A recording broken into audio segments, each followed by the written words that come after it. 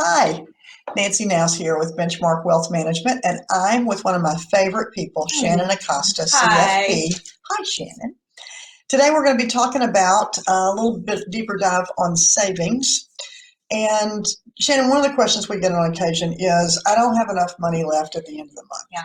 What the heck do I do? You want me to take it or do you want to start? Yeah, you go. Uh-huh. I think the real answer and kind of the hard answer is that none of us actually have any money left over at the end of the month. We have to create it. And to do that, we have to be disciplined. We have to take time to build awareness and ask hard questions. So it's not easy, but it's not going to come organically, and we can't expect it to, or we won't make any progress in our savings. No, I think that's great. And one of the things we try to emphasize is you don't want savings to be, I'll just put whatever's left in savings. It has to be a specific dollar amount, or we like percentages too, that go into savings every time. And we'll talk about that a little bit more as we go on. One of the other questions we get is, what suggestions do you have for improving my discipline with savings? And I won't put you on the spot. Yeah, you go first. Okay, I'll give the bad news this time. And that is, everything revolves around the budget. And, I don't even like the word budget. I like cash flow plan. To me, that sounds more, I like I'm playing offense, not defense. But the budget is key. And don't misunderstand. Yeah, I own the company, but I have a financial coach. And I've been where we sit down, we go over my budget, and frankly, it's freeing. I think the budget's freeing. Yeah. Is that what you and Hunter have experienced? Absolutely. And, to your point, you have to prioritize looking that over and writing it out, and you can do it with somebody else. It's actually encouraged. Right, yeah. You can't see the picture if you're in the frame.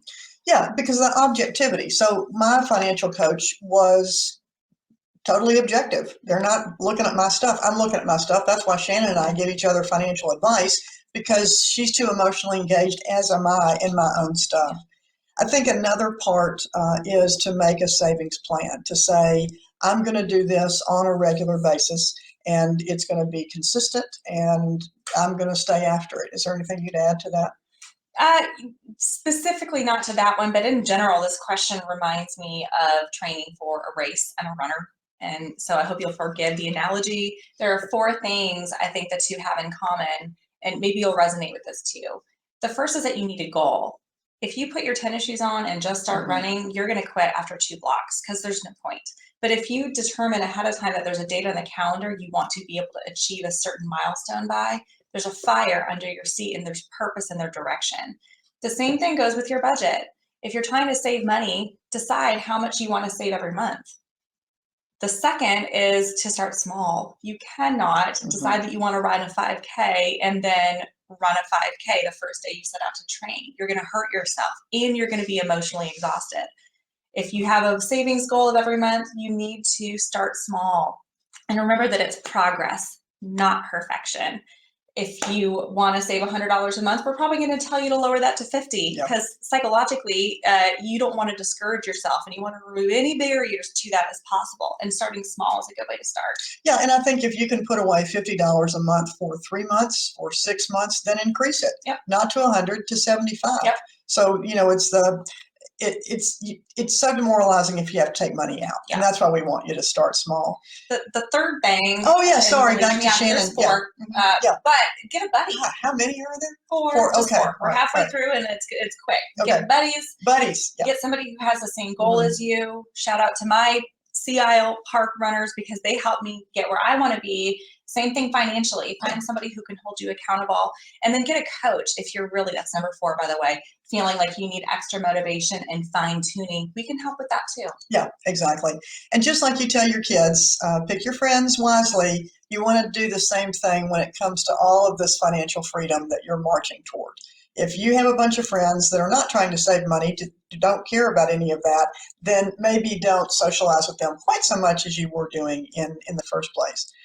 Another point is there are 3 ways to save.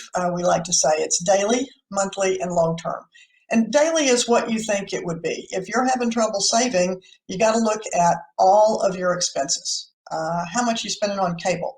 How much is your cell phone? How much are you entertaining, eating out, that sort of thing? That would be the daily part of this? What would monthly be, Shannon? Monthly would be zooming out, how much electricity are you using? Are there any habits that we need to curtail in order to cut down a little bit in areas that aren't overnight instant fixes? Yeah. What about yearly? Yeah, and then the yearly is more the long term. So then we're talking about retirement. We're not talking about saving as much as we are investing, but also the long term is next car, new house, any of that that's going to be 2, 3, 5 years down the road, and you're squirreling money away for that. So that would be the longer term.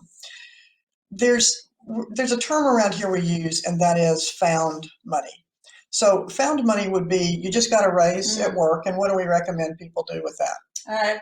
Save most of it. Spend That's some right. of it. Yes, that a girl. What would you do? What would you do if you had a 3% raise? I think it's important if you have a 3% raise, let's save 2.5% of it and spend 0.5%, and do that every single time you get a raise. Now, where you save it is it's a whole nother financial foundations video, but I think that's important.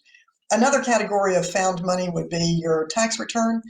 Somebody owes you money and they pay you. Someone gives a gift to your child or to you. That's something else that you can save, but you have to decide now. So if someone gives you $500, you have to decide now, what am I going to do with that? And again, we suggest that you save $450 and with 50 go out to dinner, etc. So I hope that's helpful. What about automation, Shannon? Let's talk about that. We'll lean into it. So many things in life are automated right now, and it relieves having to make one more decision. Instead of deciding every month to put $100 in savings, you decide one time, and then your bank will handle it for you. Right. What are some of the benefits of doing it that way?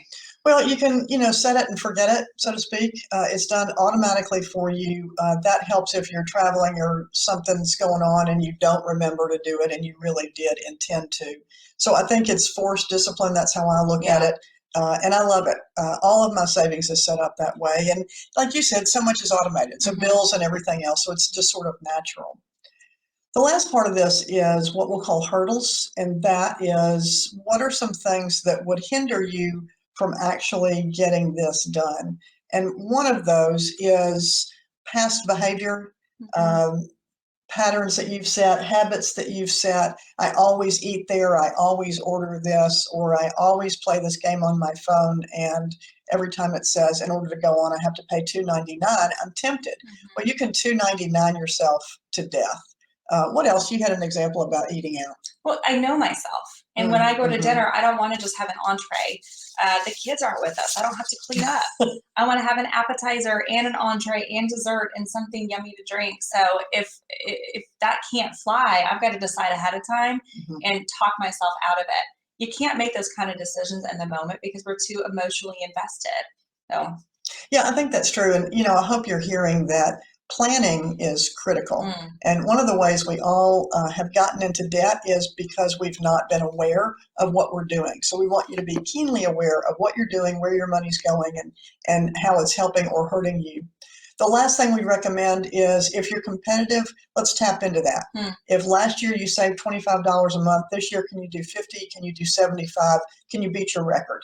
We'd really like you to do that. We'd really like you to post that on the refrigerator and make everybody in your family aware of it too, because it gets to be exciting after a while. We hope this has been helpful. Again, this is Shannon Acosta. I'm Nancy Nouse. We're with Benchmark Wealth Management, and this has been a Financial Foundation Moment. Thanks for joining us.